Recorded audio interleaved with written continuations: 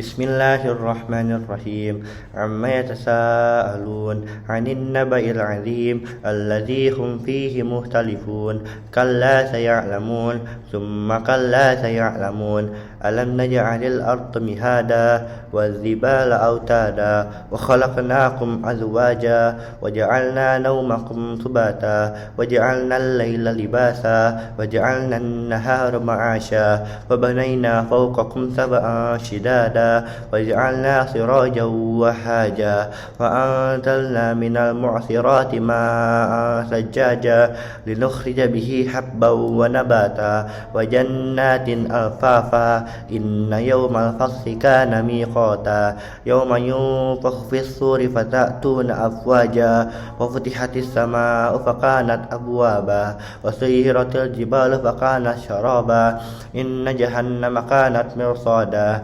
للطاغين مآبا لابثين فيها أحقابا لا يذوقون فيها بردا ولا شرابا إلا حميما وغساقا جزاء وفاقا إنهم كانوا لا يرجون حسابا وكذبوا بآياتنا كذابا وكل شيء أحصيناه كتابا فذوقوا فلن نزيدكم إلا عذابا إن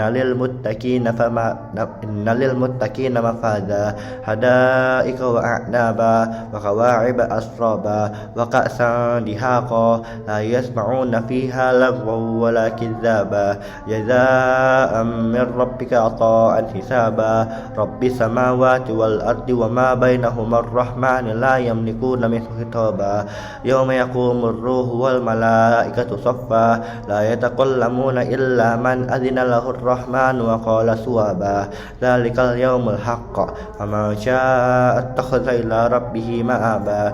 إنا